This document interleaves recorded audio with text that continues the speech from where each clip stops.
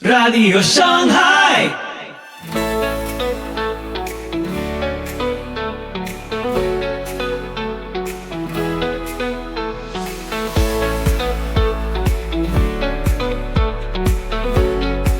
Muy buenos días, muy buenas tardes, muy buenas noches. Soy Pipo Biglione. Muy bienvenidos a Radio Shanghai. Este es el episodio 470 de la séptima temporada. Hoy, Agenda Rosa en el Vaticano con Edgar Pacheco. Día a día avanza la Agenda Rosa en el Vaticano. ¿Ya triunfaron? Podcast miembro de la Alianza Evangélica. Te invito a escuchar este episodio atentamente. Soli Deo Gloria.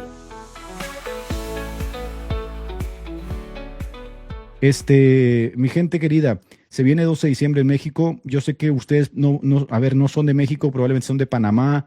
Se me decía que hay en El Salvador, en Panamá y también en Nicaragua, Colombia, México, también en Ecuador. Pueden ser de cualquier país de Hispanoamérica, pero aquí en México la cosa se pone returbia. Más de 25 millones de personas se van ahí a la Basílica de Huelupa a meterle tremenda adoración y perdulía al ayate de Tonatzin. Se meten de verdad una tremenda teteriza desde el 12 de diciembre hasta el 6 de enero, agarran la tetera, se hace un desastre, colapsan las calles, la gente agarra la borrachera, vas a ver gente arrastrándose por las calles, cargando de verdad monos de yeso de más de 2 metros.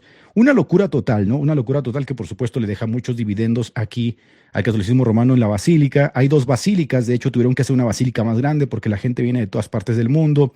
Pero bueno, esta fascinación que la gente tiene no es comparable siquiera a la fascinación que llegó a tener la gente en el mundo antiguo con Diana de los Efesios o con el templo de Afrodita. La verdad es que es una locura total lo que sucede aquí en México, y supongo que este tipo de advocaciones que hay por todas partes reciben este mismo tipo de, de peregrinaciones, etcétera, etcétera.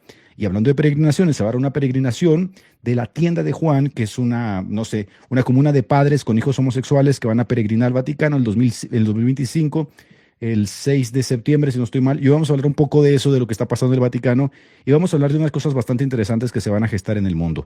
Síganme en Twitter a veces tiro factos reptiliados de alta facha, así que vayan por ahí a Twitter. Estaba bloqueado porque le tiré durísimo a los Judens de esa locura del Estado genocida de Israel, el Estado espurio.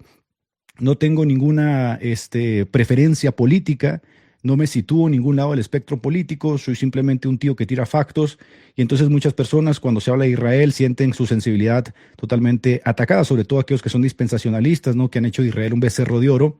No les gusta que le digamos que es un estado genocida, que está sacando partido ahorita de lo que sucedió en Siria con la caída de Bashar al-Assad.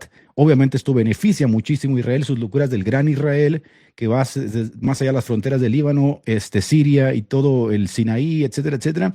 Esas locuras talmudistas, no esas locuras sionistas que ellos vienen perpetuando de larga data. Pero el asunto no es ese. Oigan, que por cierto, yo no tomo partido tampoco por Bashar al-Assad, ni por ninguno de esos locos de Medio Oriente, no me interesan, la verdad, ¿no? Los pleitos que estas personas tienen de larga data son pleitos que están muy asimilados a causa de la raza, de la religión y todas esas cuestiones que yo considero un tanto hasta anquilosadas, ¿no? Un tanto neandertales, ¿no? Esos pleitos de hace más de 6,000 años. Pero bueno, el caso es que hoy en la mañana se descubrió una de las prisiones que tenía el régimen de Bashar al-Assad, que era una prisión de más de 5 pisos subterráneos, donde se hacían una serie de cosas de verdad horripilantes, horripilantes.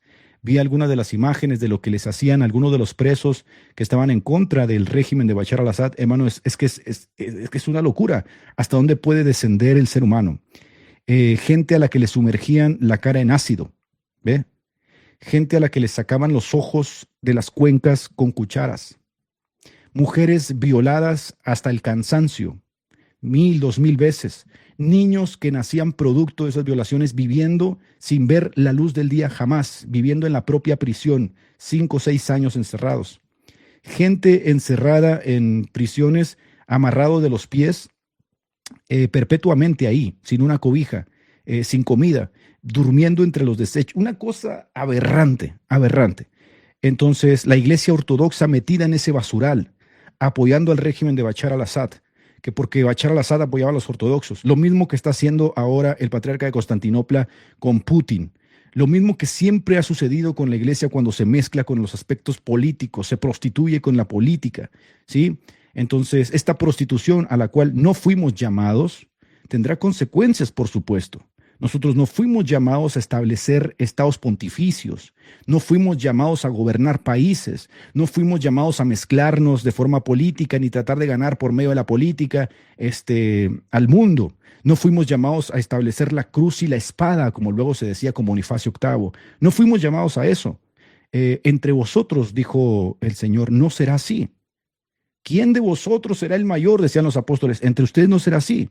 Ustedes ven que los potentados del mundo hacen ese tipo de cosas sobre los que son sus siervos, ¿no? Les imponen un yugo pesado. Entre ustedes no será así. El establecimiento de la iglesia no tendrá este carácter, no tendrá esta dinámica, no va a ser así. Entonces, bueno, parece que entre la Iglesia Católica y la Iglesia Ortodoxa no hay a quien irle porque los dos han coqueteado con el poder político de larga data y lo siguen haciendo. Con la caída de los estados pontificios no se acabó el catolicismo romano como lo conocemos, sino conmutó con los tratados de Letrán a tener un estado político propio, que es el Vaticano, es donde se gerencia todo este cuento que hoy está, botando toda la putrefacción que vemos, ¿no? Y los ortodoxos, que aunque son autocéfalos, están bien mimetizados también con la política. Este asunto del poder se viene viendo desde los apóstoles. Pero vuelvo y repito, lo que está sucediendo con la caída de Bashar al-Assad va a sacar a la luz muchísimas cosas terribles que se dan en los regímenes de Medio Oriente, ¿no? Los musulmanes son personas que no están bien de la cabeza, pero me da tristeza decir que aquí también hay que advertir que este asunto también está la Iglesia Ortodoxa bien metida, ¿no? Pero bueno, terrible. Y bueno, el asunto es que como ustedes saben, y si hay católicos que se van a ir sumando a Live, yo no tengo predilección ni por el catolicismo, ni por la iglesia metodista, ni por ninguna iglesia que ande metida en todas estas varas, ¿no? Hace unos días estaba viendo un video de un pastor, entre comillas, marisco, ¿no? Un pastor, una aberración de esas, y decía literalmente que él era, pues ustedes saben, ¿no? Esos mentados géneros que ellos se ponen y que estaba pastoreando una iglesia. Es basura, eso es basura totalmente. Ni es pastor, ni ha sido llamado por Dios y tiene un problema psicológico fuerte, ¿no? Pero bueno, en el mundo en el que vivimos, de la corrección política, de hacer este tipo de cosas nos puede traer censura y persecución, no solamente de parte de ellos, sino de parte de la propia iglesia que considera que somos muy duros. Al infierno con su mojigatería, ¿no? Si a esta gente no le pones un freno, esta gente termina metiéndose hasta la cocina de tu casa. El punto de esto es que el condicionamiento operante por el cual hemos ido pasando de generación en generación, década tras década, pues ha llegado a un punto tan grande de inflexión en el que ya vemos estas cosas y decimos, bueno, vamos a tener que convivir con ello sin problema, ¿no? Y bueno, ustedes saben que ha habido 3 papas bastante particulares en los últimos años, que han sido Juan Pablo II, Benedicto XVI y Francisco. Pero con el pontificado de Benedicto XVI se dio una fractura, ¿sí?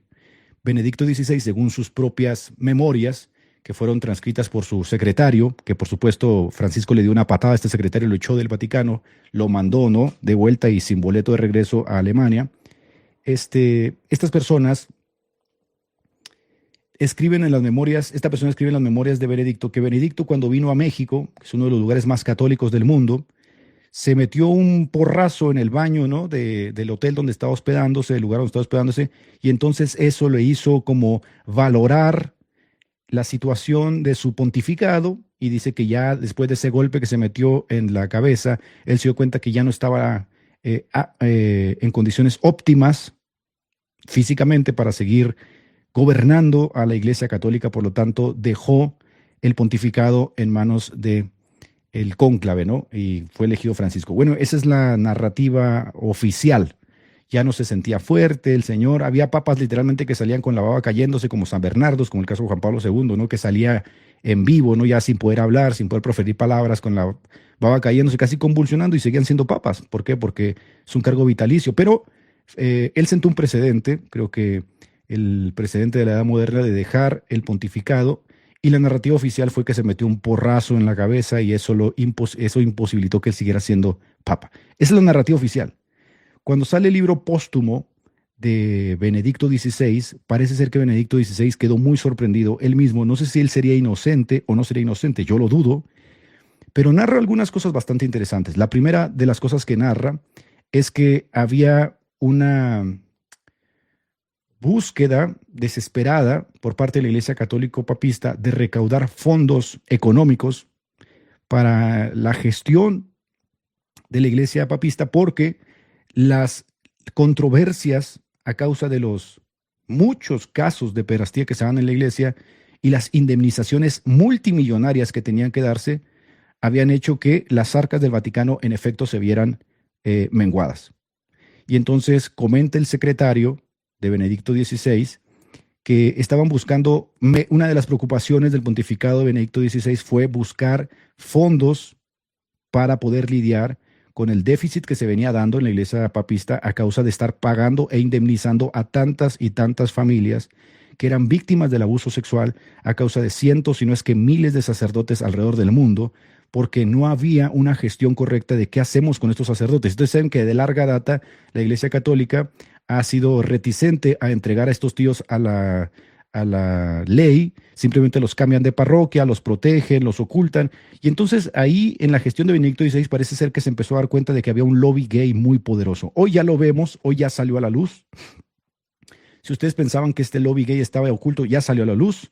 Sabemos que está representado plenamente por la llamada Iglesia alemana, la diócesis alemana, que a ver, gran parte, si no es que una tercera parte de los fondos que recibe el Vaticano provienen de la Iglesia alemana. Por lo tanto, ustedes no van a ver jamás un escrachamiento, una ruptura con la Iglesia alemana. Ellos están en abierta rebelía contra el Vaticano, pero el Vaticano no va a hacer nada contra la Iglesia alemana, porque la Iglesia alemana es uno de los brazos que sostiene al Vaticano y representa no solamente a la diócesis de alemana, representa a todos esos personajes nefastos que están dentro de la curia romana y también laicos que están abiertamente a favor de la agenda LGBT, porque ellos mismos son gays.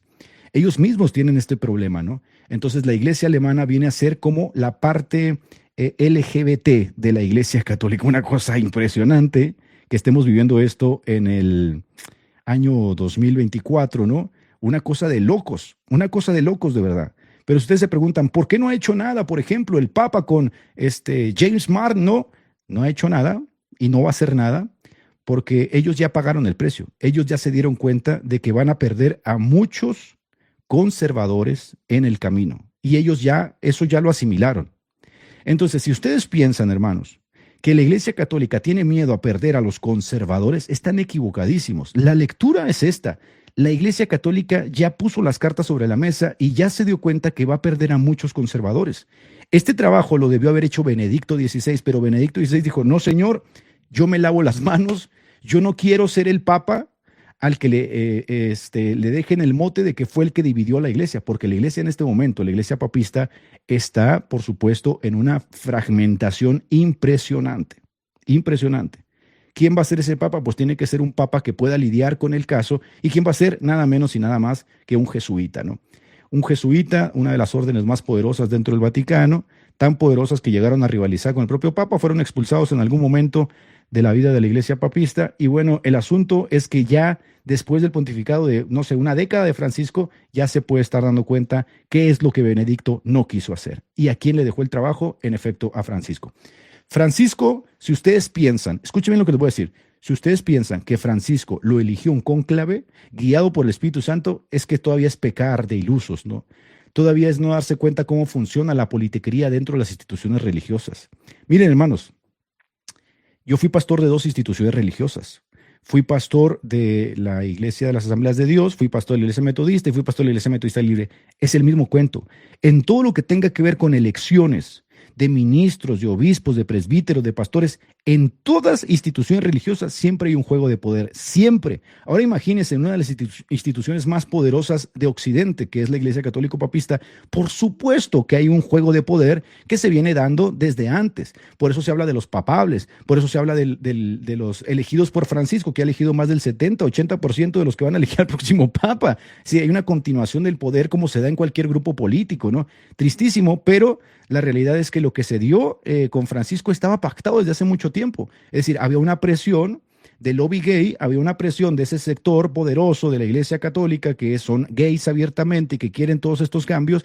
Había una presión de larga data que se veía, ¿no? O sea, se veía la lucha de poder entre los ultraconservadores y los ultraliberales, pero se decía simplemente así: es que son los modernistas que quieren acabar con... No, ¿cuál modernistas? Son homosexuales, es una mafia de poder. Es una mafia de poder, la mafia de Sangalo. Es una mafia de poder que literalmente ya no quiere estar bajo las sombras. Y los cambios que han venido dándose en el mundo, a ellos les benefician. Y así como todos están en esta liberación de salir del closet, ellos también quieren salir del closet. Ahora, no es como que nosotros debamos sorprendernos. Esto le pasó hace muchísimo tiempo a Occidente. Infiltraron nuestras instituciones políticas, infiltraron nuestras instituciones educativas, infiltraron nuestras instituciones públicas, infiltraron todo. Lo último que faltaba era infiltrar a la más grande institución religiosa que existe en Occidente, que era, por supuesto, la Iglesia Católica, porque las instituciones religiosas del protestantismo también ya fueron infiltradas. La mayoría de las instituciones históricas del protestantismo ya hacen esas marranadas, ¿no? Esas cochinadas. Entonces no se sorprendan de que el catolicismo haya caído. Yo siempre lo he dicho. De hecho, la caída del papismo romano es el punto de inflexión de que ya no hay vuelta atrás en Occidente. Por eso yo siempre les digo, soy reticente a la mentada batalla cultural, porque lo único que hacemos es apercibir a la gente, pero no hay vuelta, o sea, no hay retorno. No hay retorno donde digamos, vamos a vencer. Eso no va a suceder. La historia es lineal, la historia tiene un fin. Tienes que bancarte la realidad. Y la realidad es esta: van a empezar a pasar cosas muy turbias en el mundo a partir del próximo año que no las estabas esperando, y te vas a sorprender muchísimo porque te va a tocar vivirlas. Pero te tocó vivir la caída del papismo romano. Es decir, la mayor institución religiosa que había echado sus raíces sobre el tejido social, vinculados a la familia, ¿no? Como la célula principal de la sociedad, que le daba forma a la sociedad. Echaron sus raíces ahí, y ahora la mayor institución ha sido infiltrada. Entonces, si la mayor institución que tuvo papas, literalmente papas que se levantaron en armas contra toda esta modernidad, como le llamaban ellos, si la mayor institución, que es un bloque monolítico, que con la figura del Papa puede hacer un frente total y decir, cerramos esto y se acabó. Si la mayor institución religiosa de Occidente fue infiltrada hasta el punto de que hoy sutilmente están permitiendo toda esta vorágine destructiva dentro del seno de la propia institución, ¿qué te espera tu institución? Tu institución va a caer. Todas las instituciones que están ancladas a la sociedad y bregan con los problemas de la sociedad van a tener que meter también ese bocadito a la destrucción masiva de los valores morales de Occidente. Ahora, fíjense, católicos que están aquí en el chat, la lectura que quizá por el sesgo cognitivo no se puede llegar a hacer dentro de sus iglesias. Una de las primeras medidas que tomó Francisco al llegar al poder fue, sí o sí... ¿Qué pasó aquí, padrino? Ahí está. Una de las primeras medidas que tomó Francisco al llegar al poder fue prohibir la misa en latín en muchas partes. De hecho, una de las noticias que se dan esta semana, en el mismo día, de hecho la acabo de publicar en Facebook, es la siguiente. Hay muchas cosas que decir hoy, se va a poner chévere este asunto. Yo publiqué hoy en Facebook y en mi Twitter algo muy interesante. Miren.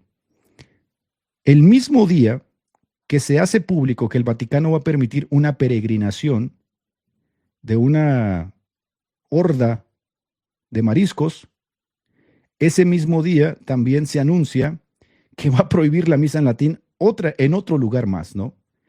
Si ustedes se preguntan por qué el papismo romano está prohibiendo la misa en latín, aquí se los voy a decir. A ver. ¿Dónde estamos? Aquí estamos.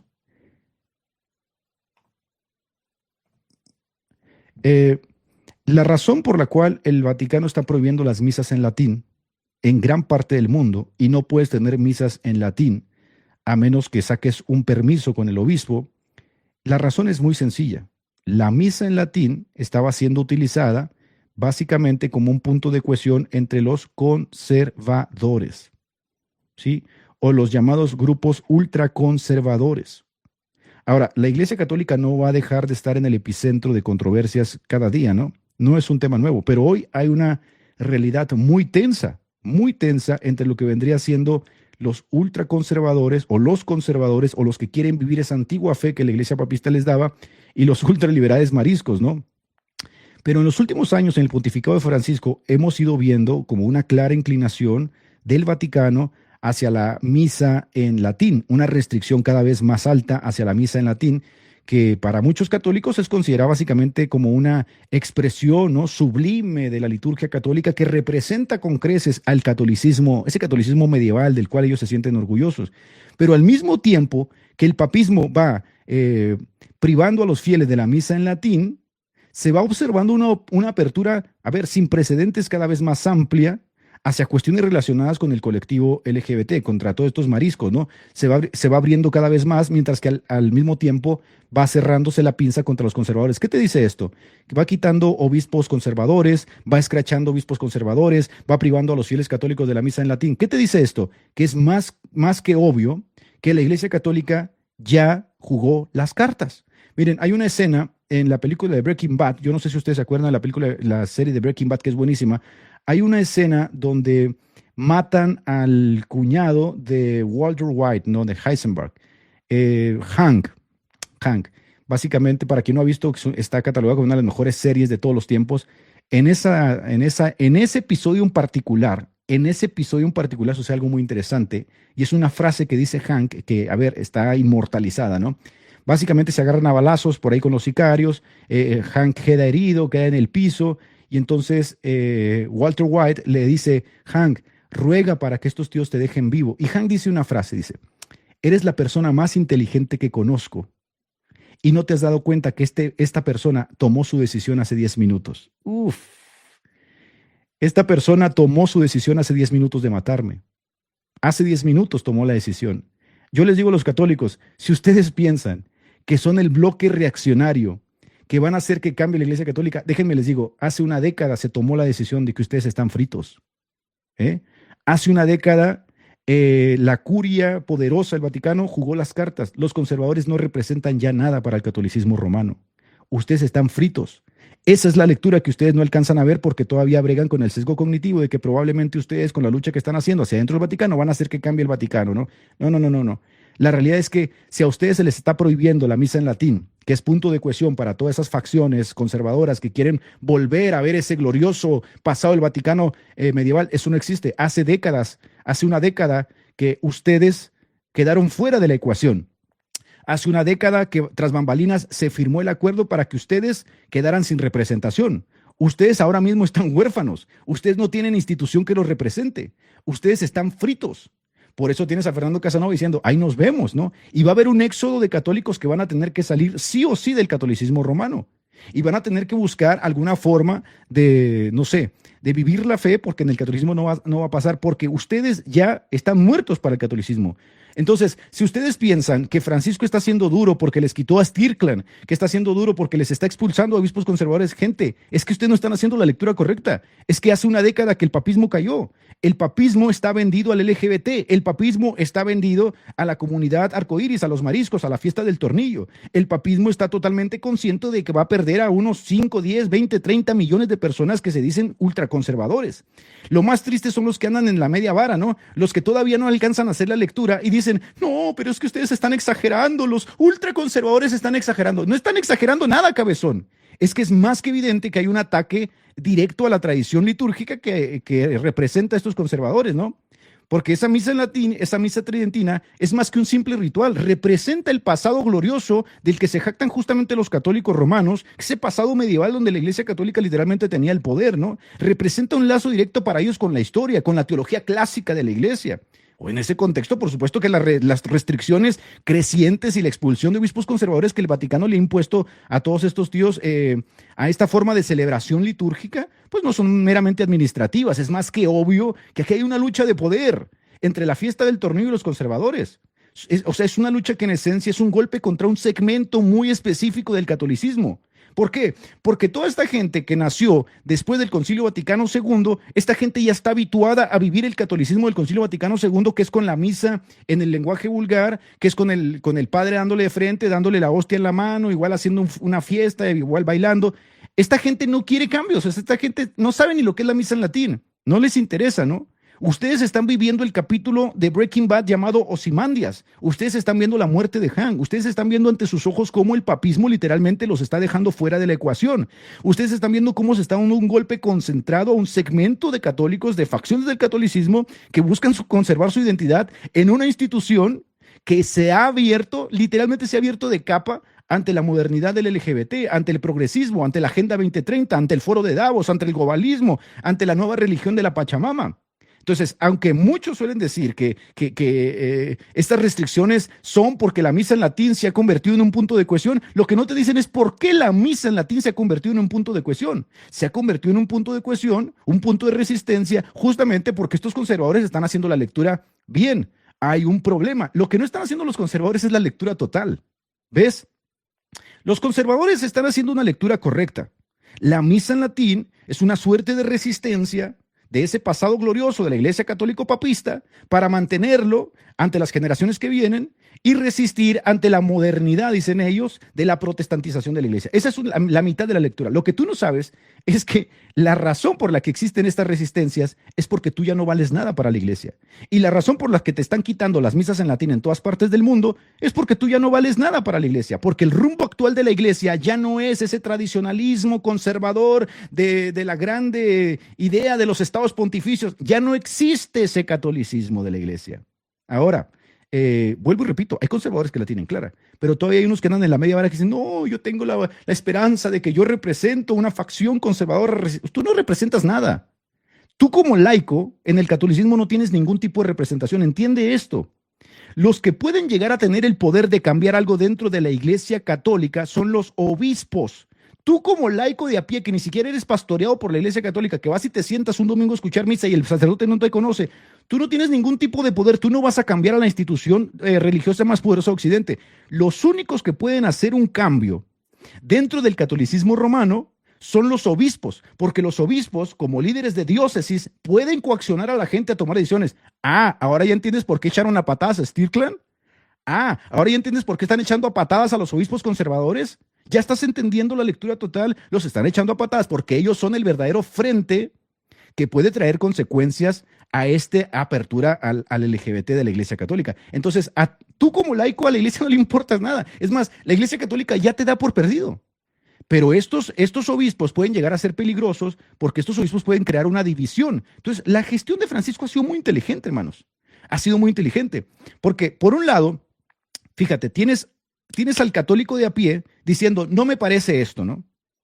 Y entonces, este católico de a pie, como no tiene representación, él no tiene poder, su voz no vale, es la iglesia oyente, la iglesia docente es la que tiene poder. Como él no tiene poder, él tiene que buscar algún punto de referencia para anclarse y decir, yo estoy de acuerdo con Stirkland, yo estoy de acuerdo con, no sé, con este obispo.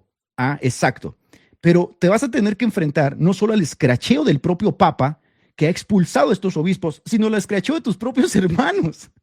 Porque estos hermanos te van a decir, ah, estás en contra del Papa. Híjole, es que, se los digo, la tienen complicadísima, complicadísima. En última instancia, la única opción que les va a quedar en algún momento es tener que salir. Es necesario que entre vosotros haya disensiones para que se manifiesten los que son aprobados, porque tú no eres ningún tipo de resistencia, tú ya estás, la iglesia te descartó, ¿no? Te descartó. Ahora, estas restricciones, hermanos,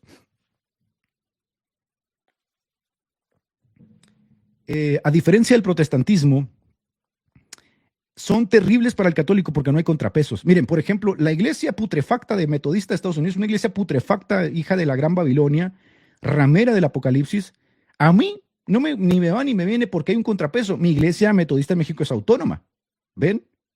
Pero ¿qué pasa con los católicos papistas? Ellos no pueden tener contrapesos. Entonces entran en una encrucijada, en un sesgo cognitivo donde dicen, pero es que hacemos, no, Mateo dice 18, no, Mateo dice 18 ni que 8 cuentos. Te estás autoengañando a ti mismo, ¿no? ¿Sí? Ahora, para quien diga que esta es una medida disciplinaria, ¿no? Que les están prohibiendo la misa en latín y que es por una medida disciplinaria, porque hay rebeldes, otra vez, eso era iluso. Eso es ser iluso. La misa en latín empezó a utilizarse como un punto de cohesión para todas esas facciones conservadoras y Francisco las detectó así. Las detectó de inmediato. Francisco es una persona muy inteligente, es un jesuita. Estos tíos se infiltraban en la mayoría de las instituciones y se las hacían caer. Francisco las detectó, dijo, la misa en latín es el problema porque ahí se están agrupando todos esos radicales fascistas que nos pueden crear una división dentro de la iglesia y entonces vamos a detenerla. ¿Qué hacemos? Privamos la misa en latín. Y los obispos que andan de rebeldes que misa en latín, pues los echamos a patadas. Y entonces ya se quedó el problema porque los laicos no tienen ningún poder. ¿Qué va? A ver, un programa de internet en YouTube tiene algún tipo de poder? Ningún poder. ¿Qué poder tiene, por ejemplo, Plasencia hablando pestes del Papa todos los días? Ningún poder. Porque los católicos siguen dentro de la iglesia participando de todo eso. No hay ningún poder de la iglesia oyente.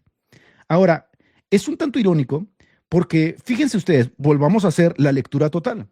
Algunos dicen, pero es que la misa en latín está sirviendo para crear divisiones dentro de la iglesia papista, pero también la apertura al colectivo LGBT.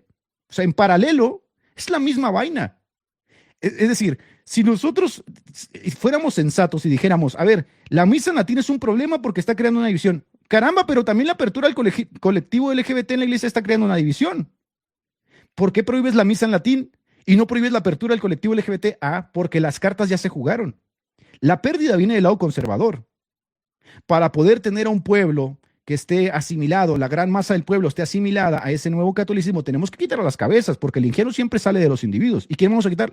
A los grandes obispos. Vamos a cortar esas cabezas de esos grandes obispos y nos quedamos con este lado. Le vamos a apostar al nuevo mundo. Caramba, gente. A ver, lean las encíclicas de Francisco. Es que no hay que ser muy inteligente. Es más, ni siquiera hay que ser protestante, anticatólico, como diría Ramos. Ni siquiera hay que ser eso para darse cuenta de, a través de las lecturas de las encíclicas de Francisco, para dónde va la vaina. O sea, la vaina va para una iglesia que esté montada en el nuevo mundo, rejuvenecida con los dogmas del nuevo mundo, porque el nuevo mundo que se va a fraguar también ya se jugó. Escuche bien, el nuevo mundo del cual tú vas a participar ya se fraguó y muy posiblemente tú no lo vas a ver porque va a venir una despoblación. Ese nuevo mundo que ya jugaron en el foro de Davos y las más grandes empresas multinacionales y las grandes cabezas de esa élite o contubernio de locos, ya apostaron las cartas. Ya las apostaron. ¿Ves? Ahora, alguien ilusamente, tontamente, estúpidamente, con un sesgo cognitivo puede estar diciendo que no, que lo que la iglesia está promoviendo es una acogida del homosexual. Otro perro con ese hueso, pero es que es un insulto a la inteligencia. Es un insulto. A esta gente hay que cerrarle la boquita porque terminan haciéndote que le beses los pies a los fiduchas. El mal de las quimeras hay que cortarlo de tajo. No, es que en realidad tenemos que abrazar otro perro. ¿Sí? Nadie está negando que la inclusión es un valor cristiano fundamental. El problema radica básicamente en que esta apertura está marcada por la ambigüedad teológica, diluye las enseñanzas bíblicas claras respecto a esto. Y bueno, por eso surgen las dudas respecto a fiducias súplicas, porque fiducias súplicas es justamente el epítome de la ambigüedad. Podemos bendecir parejas, pero no son parejas, sino que te podemos... ¿Por qué? Porque no hayan, yo le decía a Fernando Casanova, no hayan la forma de gritarle al mundo que ya quieren liberarse, salir del closet. Voy a meter fiducias súplicas, pero es que, híjole, va a haber resistencia. Caramba, hágalo ya. Vamos a permitir que los transexuales sean padrinos de bautismo. Mira nada más, la locura psiquiátrica en todo su esplendor, ahora teniendo cabida dentro de la iglesia porque queremos acogerlos. Pero es que la redefinición de los términos, sobre todo el término amor, el vocablo amor, que ejemplifica, por ejemplo, en la Biblia, el más grande sacrificio de Cristo, ahora significa cualquier cosa, que dos tíos se monten y se estén dando como perros. ¿Por qué? Porque nosotros queremos acogerlos. Hacen falta hombres de verdad. Hombres que digan al otro perro con ese hueso, ¿sí? A otro perro. Por ejemplo, Francisco habla mucho, ¿no? Muy astuto Francisco, de acompañar. Él utiliza este tipo de palabras. Hay que acompañar a las personas LGBT. Dios ama a todos por igual. Pero ¿cómo? Si Dios amara a todos por igual, entonces ¿para qué vino Cristo? Porque obviamente hay una distinción entre los que Cristo salvó, que son sus escogidos, que han de perseverar incondicionalmente a causa de que han nacido no de voluntad de hombre ni de voluntad de sangre, sino a causa justamente de la voluntad de Dios, y todos aquellos que se han de perder a causa de que rechazan a Cristo. Pero si Dios ama a todos por igual y no hay una distinción ni una individualización de su amor teológicamente, caramba, pues entonces apaguemos y vámonos a comer, ¿no? Entonces, esta narrativa, hermanos, frecuentemente, noten ustedes, que esta narrativa frecuentemente va a evitar hablar con claridad sobre el llamado a la santidad, sobre el llamado a la conversión, que forma parte integral del mensaje del Evangelio, y siempre va a adoptar una postura ambivalente, ¿no? Es una postura más política que pastoral. Ellos dicen que es pastoral. Es política. Y por eso muchas personas hacen una lectura bien y dicen, el papismo, el Vaticano en este momento está siendo percibido como incoherente, ¿no? Incoherente, inconsistente, no tiene las respuestas adecuadas para esos conservadores porque en primera instancia no tendría que darles respuestas porque hace mucho que se jugaron las cartas. Pero peor aún, católicos que están aquí en el chat, sensatos, con un buen sentido común, que dicen, el catolicismo romano en el siglo XXI, en este momento, es cómplice de una agenda secular que contradice la esencia del mensaje religioso, sobre todo el Evangelio, tienen la razón. Tienen la razón. Y no hay que ser conspiranoico porque tienen las encíclicas de Francisco. Amoris Laetitia, Fratelli Tutti, todas estas encíclicas, de forma muy sutil, tácita y matizada, te dice hacia dónde Francisco le está apuntando a la iglesia. Pero, ojo, porque esta es la lectura media. Esto no se puede lograr, hermanos, a menos que haya sido planificado con tiempo, lo cual te demuestra el gran poder que tiene ese lobby dentro de la Iglesia Católica, que está representado por la Iglesia Alemana, que no los van a correr, no los van a quitar, es más, los van a seguir respaldando, viene la ordenación de diaconisas, sacerdotisas, viene todo eso, porque esto se apostó hace muchas décadas y lo están logrando.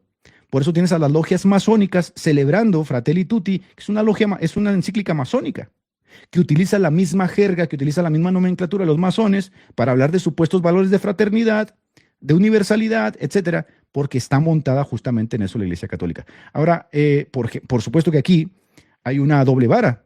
No sé si ustedes la logren ver. O sea, hay una doble vara porque mientras la misa en latín, que es restringida porque fomenta aparentemente las divisiones, la apertura hacia el colectivo marisco, que también genera tensiones internas, se celebra como un signo de progreso, como un signo de apertura de la iglesia. Y obviamente este doble rasero, yo no sé cómo los católicos lo toleran, yo hubiera salido corriendo de ahí, ¿no?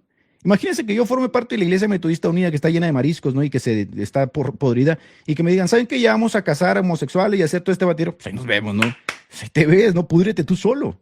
Bébete tú tu propio veneno, ¿no? Dice la cruz de San Benito, dice así, ¿no? Va de retro, Satana, bébete tú tu propio veneno, bébete tú tu propia ponzoña. ¿Qué tengo yo que hacer aquí? ¿Ven? Entonces, el llamado a los católicos, pues es un llamado a la coherencia, ¿no?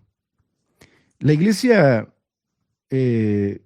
papista debería ser, como lo fue en algún momento, un faro de verdad social, un faro de coherencia en un mundo plagado de contradicciones. Pero es que incluso tú ves, por ejemplo, que casi la mitad de los católicos en Estados Unidos votaron por Kamala Harris, abortista, pro-LGBT, progresista, una basura de persona. ¿Por qué lo hicieron los católicos en Estados Unidos? ¿Sabes por qué? Porque no hay una instrucción a este punto y porque a la mayoría de los católicos que son nominales les importa un bledo lo que sucede en el mundo. No les interesa. Ellos van a ir montados en la degradación y en la decadencia de este mundo. Va a ser difícil que escuches hablar a un católico del homeschool, ¿verdad? Los católicos no les interesa la educación pública. Ellos viven en la sociedad. De hecho, esto fue una de las cosas que a mí me dijo Santiago Alarcón, que a mí me sorprendieron. Yo me voy a hacer católico porque la Iglesia Católica está mucho mejor matizada con la sociedad. ¡Caramba! Yo no sé si esté este fenómeno del homeschool también entre los católicos papistas, porque sería una buena forma coherente de hacerle frente al mundo, no decir, oye, yo no voy a dejar que el Estado adoctrine a mi hijo para luego perderlo en la adolescencia. Porque lo van a adoctrinar a 8 horas, 24/7, 8 horas, cuando llegue a la adolescencia, como dice Rousseau, y frague su entendimiento, frague su pensamiento y desarrolle su personalidad, ahora para hacerlo cambiar de opinión va a estar muy difícil. Yo no sé si realmente la sociedad en su conjunto que se dice católica tenga una preocupación por la educación del Estado. Pero sí lo ves en el mundo evangélico. En el mundo evangélico sí hay una preocupación. De hecho, el fenómeno del homeschool se da mucho en el mundo evangélico que tiene una preocupación real e intentan ser coherentes. Entonces, para cerrar esta primera etapa, ¿no? Yo creo que es hora de que los católicos papistas, sensatos y sinceros, reflexionen, más allá del debate con los protestantes, que nos ven como sus rivales y estamos metidos en el mismo barco, reflexionen a corto, a mediano y a largo plazo qué va a suceder porque están inmersos en una institución que tiene serios problemas de pederastía, ¿sí? Cientos de miles y miles y miles de casos de pederastía cada año. Tienen hoy abiertamente una profunda animadversión hacia el legado histórico que el catolicismo llegó a representar y tienen abiertamente una aprobación a la marisquería. Así que de corto, mediano y largo plazo tienen que tomar una decisión. ¿Qué van a hacer? Ahora, si ustedes piensan que nosotros queremos que se hagan protestantes, a nosotros nos importa un cuerno lo que ustedes hagan. ¿Ven? Y no lo digo de forma despectiva. No piensen que yo estoy diciendo esto por, ay, quiero que todos se hagan protestantes. Pero a ver, la pudrición también está de este lado, ¿eh? No vayan a pensar que si ustedes se vienen acá no van a lidiar con problemas. Nosotros nunca hemos andado con la bandera de Mateo 16:18. Nosotros sabemos que tenemos que lidiar todos los días con la pudrición. Y yo lo he dicho en otras ocasiones, probablemente, porque aquí en México, los metodistas conservadores mira, irónicamente, ¿no? Irónicamente, los metodistas ultraconservadores del sur son abiertamente pro todas esas vainas, ¿no? En algún momento quizás se divida y yo tenga que dejar la iglesia metodista de México e irme con los presbiterianos o con los luteranos o yo qué sé, pero hay muchos contrapesos que puedo utilizar. Así que yo creo que van a entrar en la encrucijada de o seguir siendo papistas o seguir a Cristo. No les va a quedar de otra. O se hunden con el Papa y Mateo 16:18, o siguen a Cristo teniendo como vicario el Espíritu Santo en un momento que exige de ustedes responsabilidades muy altas, coherencia muy alta, en un mundo totalmente degradado. Así que tómense la decisión y bánquensela hasta donde tope. Bánquensela hasta donde tope. Así concluimos el programa de hoy. Recordá que podés seguirnos en Facebook e Instagram. Dejanos tus comentarios y si te gusta, compartilo. Te invitamos, Dios mediante, a escuchar nuestro próximo episodio. Que Dios te bendiga.